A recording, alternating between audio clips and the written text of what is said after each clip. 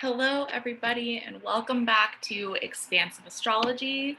I'm Melissa, the Self Care Witch, and this is Pisces season week 4, which also means it's the last lesson of Expansive Astrology 2020 or Expansive Astrology year 1. Totally surreal. It's so surreal. So this week, we're going to talk a lot about wrapping up the zodiacal year, wrapping up the expansive astrology journey, if you will. I'm so excited to be bringing this to you. Thank you so much for being here. I really hope it serves you. Um, let's chat a little bit about Pisces. Pisces is coming to an end.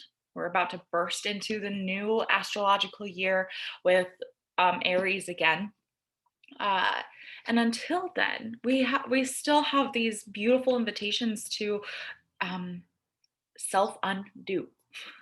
Pisces is the sign of self undoing. So, um, really like deep, dark, sticky shadow work happens here. We're really looking at the ego in a different way than we look at the ego with Aries. Aries, being ruled by the emperor, is also pretty egoic. But like Pisces ego work is all about unraveling, undoing, going into the depths of ourselves and looking at what isn't so pretty to look at sometimes. Self undoing is difficult. Seeing ourselves can be so hard. Holding up a mirror and looking in the mirror, literally and metaphorically, can be so hard. And I think that's why Pisces is often associated with addiction. And I think that's because of how difficult it can be to really dive into the depths of our being, of our experience. It can be so hard to see the truth, especially when it's dark or difficult. And addiction provides escape and distraction and numbing. Addiction also sometimes allows us to hang out in those depths, and it feels a little more tolerable. If you missed last week, I just scratched the surface on beginning shadow work. Revisit that. Um, Tread lightly, right? Be careful. Pisces is associated with addiction. Expansive astrology, what I'm bringing here, uh, I don't appreciate the stereotypes that have been assigned to the astrological signs, right? So that's part of what like my hope and my mission is to like undo some of the stereotypes. And it's important to acknowledge like the stereotypes come from somewhere, right? And Pisces is often thought of as associated with addiction, so it's worth looking at that. uh, the point is to become more comfortable with being in the water, to become more comfortable with um, the incredible breadth and depth of this human experience. Um, so tread carefully, be gentle with yourself. Uh, and the goal is to like hopefully increase our tolerance for that discomfort, increasing our tolerance for the truth, you know? This week is all about really honoring all that we've learned this year as sort of an energetic New Year's celebration. I love an opportunity to reflect like this and celebrate where we've come and to decide what we're bringing forward with us. We get to set some goals for moving forward into the next astrological year. If you've been with me for expansive astrology all year long, thank you. And congratulations. I really hope that you found it to be helpful.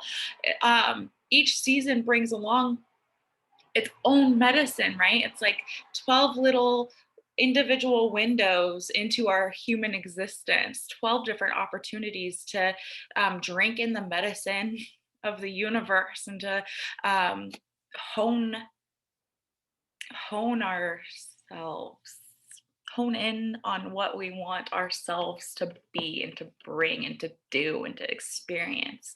Um, 12 seasons and 12 opportunities to learn who we are and why and how we can show up in stronger, more empowered, more authentic ways, more spirited, soulful ways. So awesome. So if you've been here with me since March 2020, whew, boy, we have a lot to reflect on from this past year, right? Like, whew, it's been a doozy. 2020 has been a doozy, right? We all know how drastically things shifted last March. It's undeniable the ways that the past year has shifted and changed us, both individually and as a society. We live in a society. Just kidding.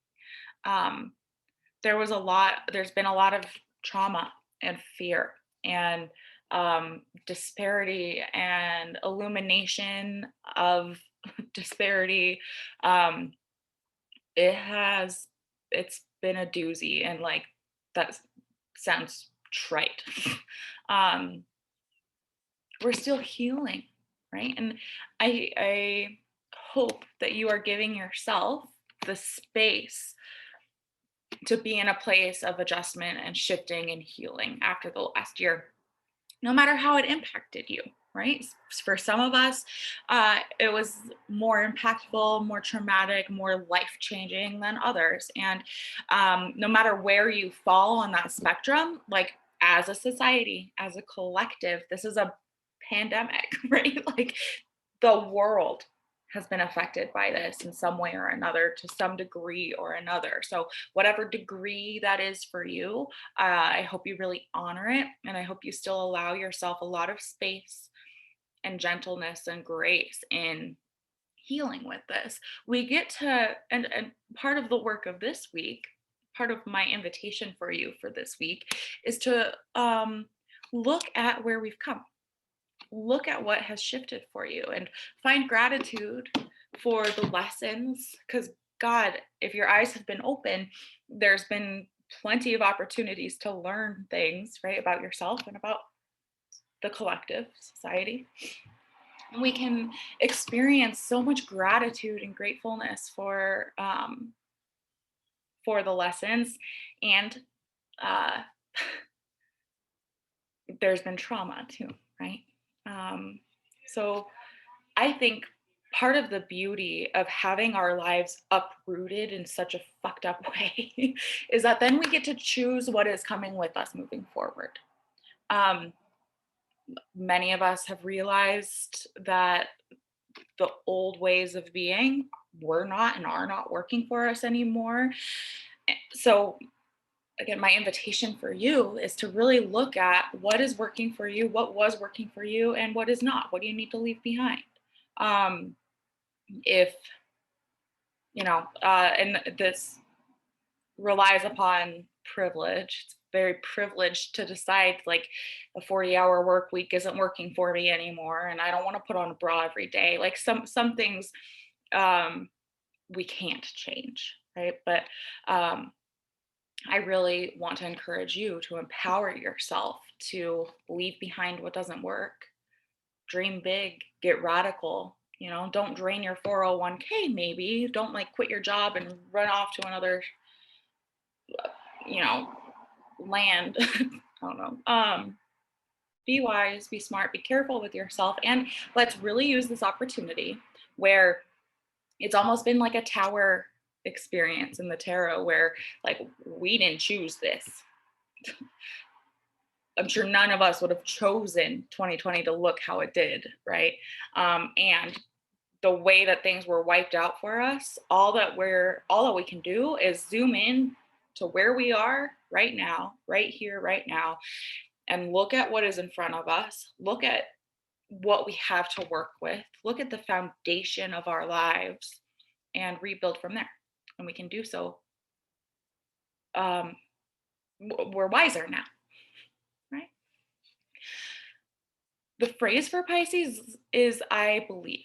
So I really want to encourage you as we wrap up this year and enter into the next, to really take some time to be with this phrase. If you're a journaling type of gal or guy or person, friend, human, um, label a sheet of paper with "I believe" and just explore that. Write on that. What is it that you believe? What do you know? What have you seen? That's very Pisces. Free write on this if that's something you enjoy, and really explore the thoughts and beliefs and experiences you hold closest to you.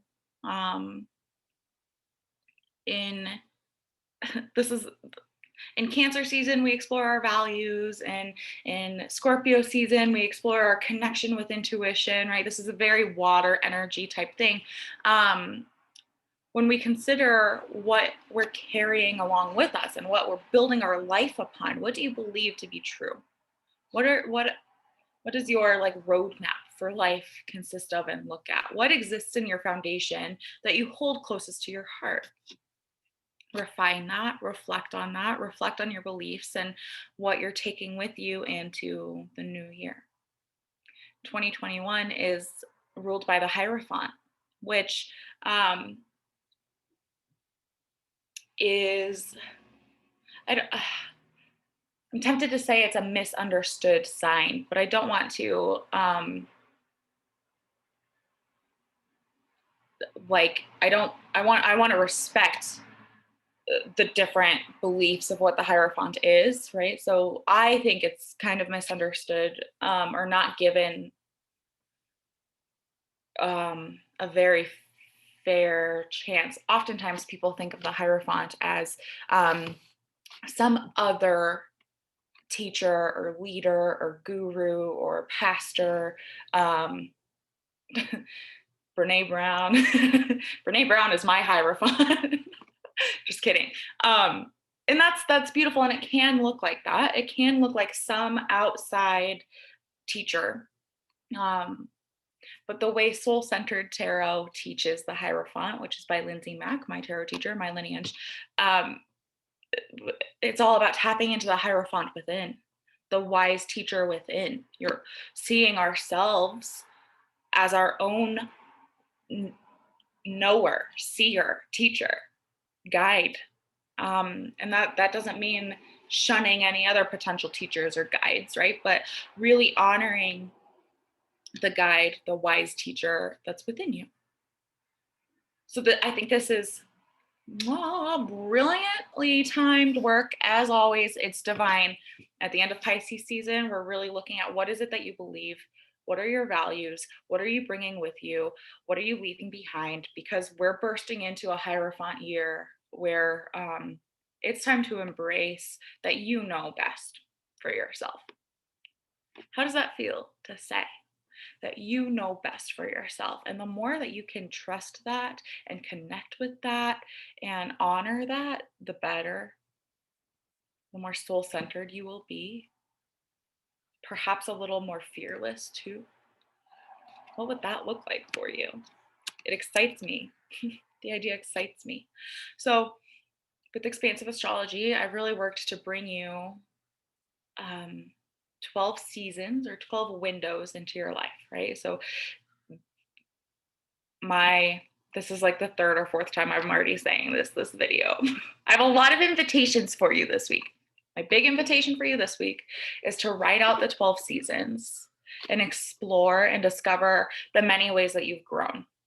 The 12 windows into different facets and aspects of your life and your being and your soul. Let's really make it sacred, treat it as though it's sacred, make a ritual around exploring where we've been these past 12 months since last March, where everything seemed to explode, right?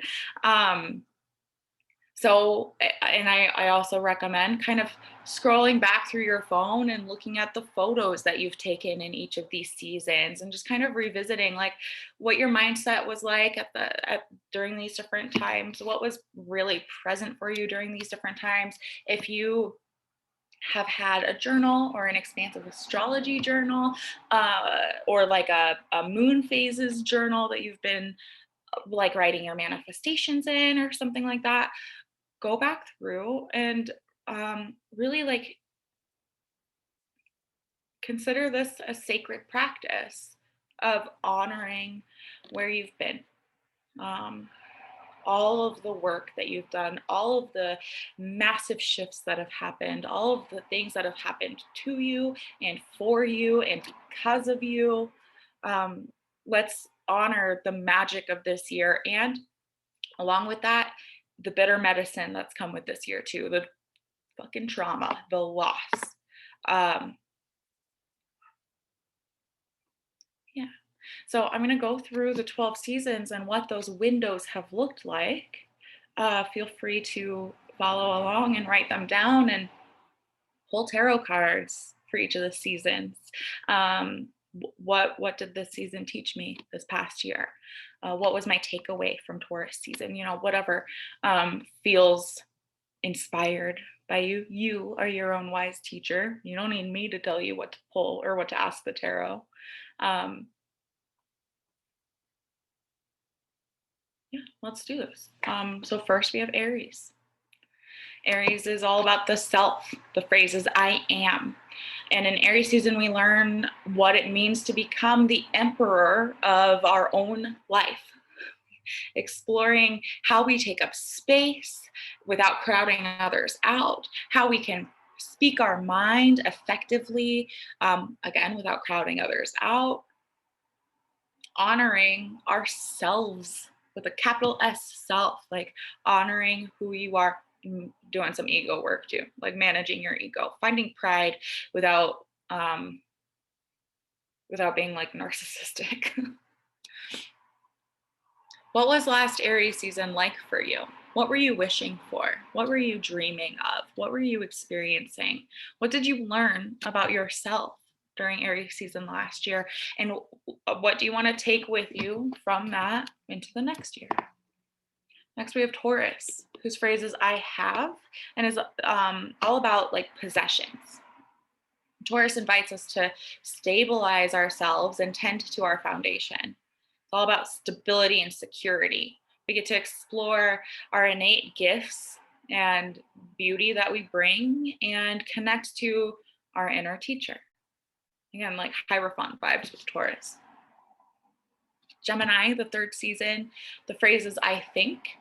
Gemini is all about communication, exploring how we seek connection and how our relationships are really a reflection of our inner worlds, ourselves. Examining the difference between your head and your heart is very Gemini.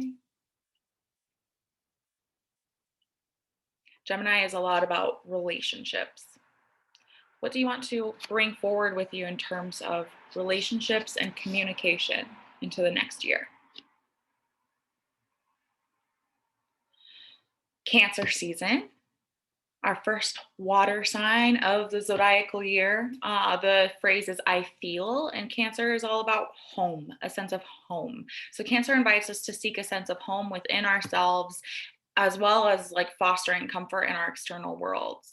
And Cancer helps us or invites us to get more comfortable with feeling all the feels and really tending to ourselves, mothering ourselves, if the idea of mother resonates for you. But really nurturing our inner and outer worlds. Then we have Leo, whose phrase is I will, and is all about creativity. In Leo season, we really practice shining. We like Leo invites us into shameless self-expression and unmistakable pride, confidence. Leo isn't afraid to create, to light a fire and go and move. Leo also teaches us to tend to our hearts, how we tend to our hearts, how we can set down our defenses and be shamelessly without needing to hold up a sword and a shield to defend ourselves. Like Leo isn't afraid. The cowardly lion is a piss poor example of Leo, right? Or maybe the cowardly lion is a perfect example of Leo's like lessons and medicine. Virgo season, the phrase is I analyze, and Virgo is all about service, showing up in service. Virgo invites us to return to our inner knowing with diligence and trust and respect. We get to explore how we can like operate in our lives more effectively, more efficiently, more carefully. Virgo is a very careful, dedicated sign. What do you want to bring forward with you into the next year that Virgo teaches? Next, we have Libra, whose phrase is I balance. Libra is all about partnership. It's another very like relational sign. Libra seeks beauty and balance and justice and partnership. So we get to explore how we connect with others, how we honor our inner beauty, how we foster beauty and luxury and comfort in our lives. Next, we have Scorpio, whose phrase is I desire, and whose theme is like death and regeneration.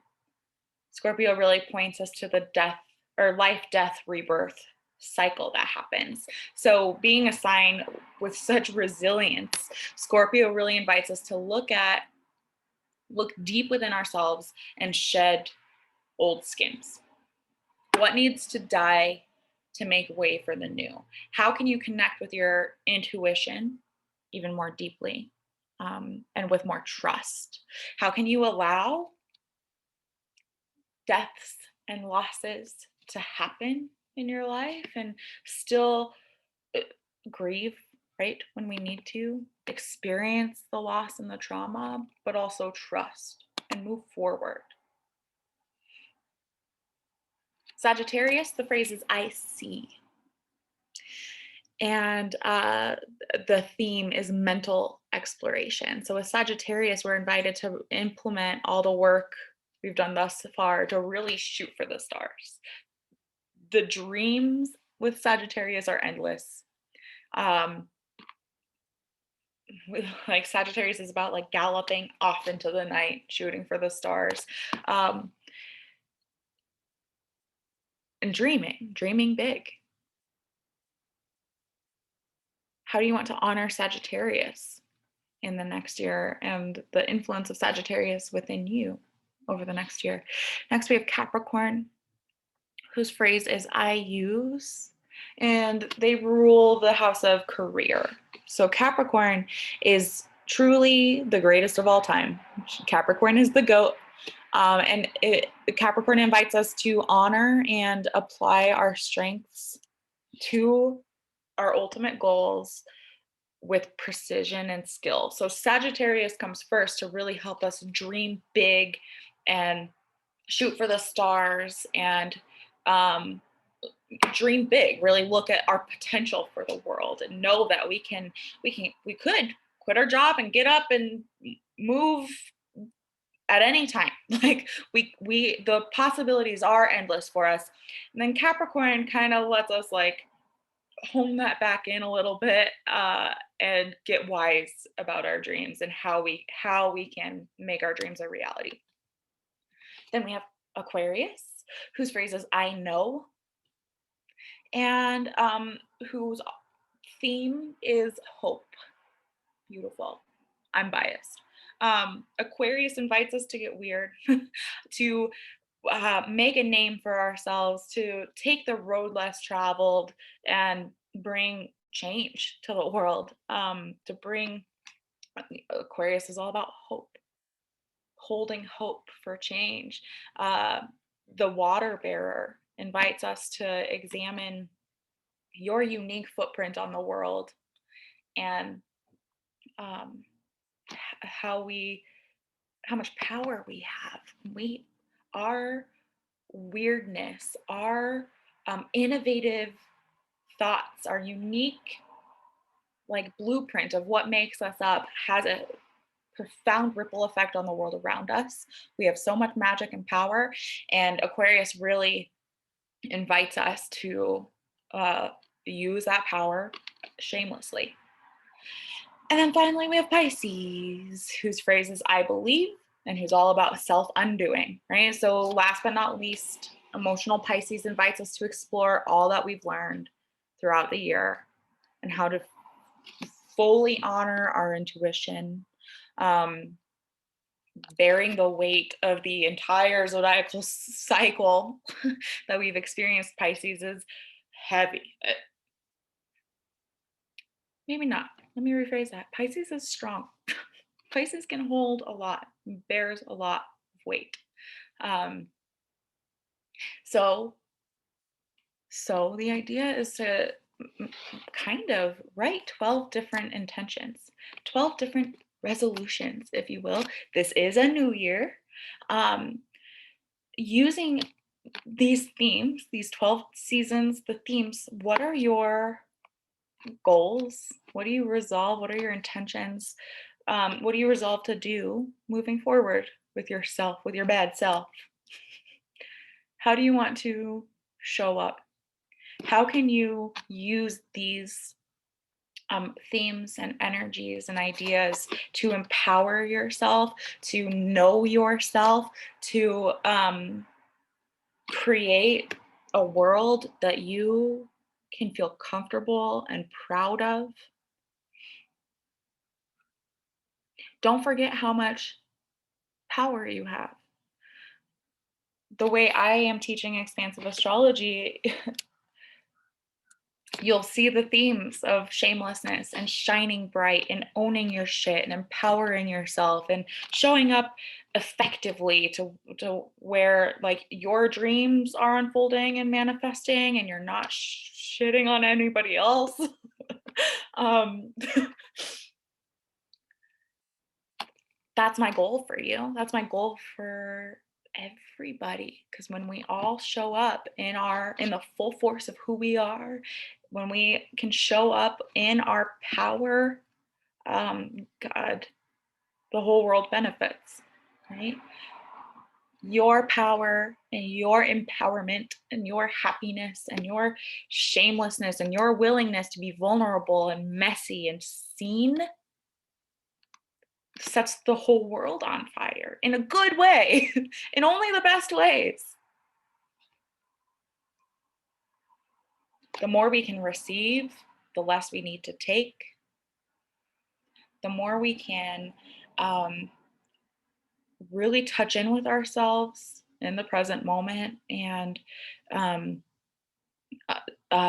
trust ourselves and our intuition and just show up shamelessly, the better. That's my hope for you. It's my hope for me. It's the hope for my son. It's the hope for my sister. All of my clients, like every person deserves to feel that way. And I believe that we can all, that we all have like the power and an innate ability to tap in with that and feel that way. And this innate ability that we all have is like trampled on out of us and like really dampened by society and capitalism and the patriarchy and we get to reclaim our shit and show up fiercely.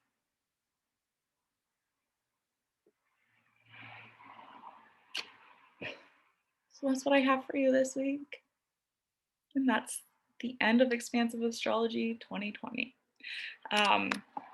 Honestly, this video was supposed to go up 3 days ago and I've been procrastinating it because I don't want it to be over, but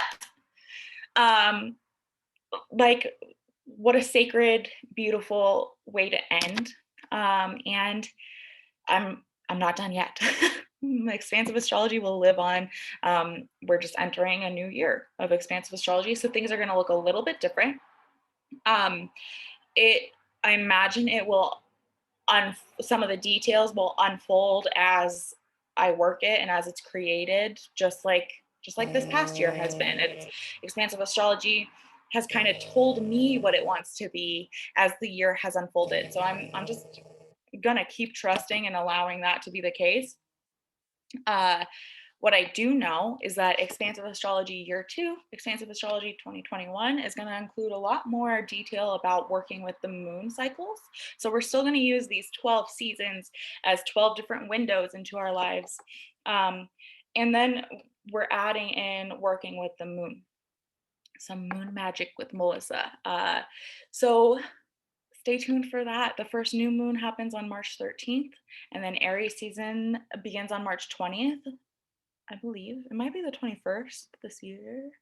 Um, join, if you're a Facebook person, join me in my Expansive Astrology Facebook group. It's free to join. I'd love to have you. Um, I'm trying to build a community there and share prompts and like get some conversation rolling about these sorts of things. Um, so it's a great place to be. If I do say so myself, I'd love to have you. Otherwise, drop a comment below here, if you will, and let me know just one of your intentions for the next year. I would love to know. Again, like my hope for everybody and what I'm going to do is to write out the 12 seasons and kind of write 12 different intentions, 12 different resolutions for the next year using the framework of the zodiac. But in the comments below, let me know like what feels most important to you. What is your New Year's resolution in March? um, Otherwise, if you like what I'm doing here, it really helps and it means a lot if you'd subscribe, give me a thumbs up, hit the bell to get notifications. I guess that's supposed to help. Um, and even more impactful, if you feel called to, share this video or share your favorite video or just share my name with people who you think might appreciate this work. Um, it really helps me to grow. All right, that's it. Thank you so much for being here. I can't describe how meaningful it is to me. More than anything, I just hope that it serves you and inspires you to live more boldly and more true to yourself. I will see you next time. Take really good care. Thanks again. Bye.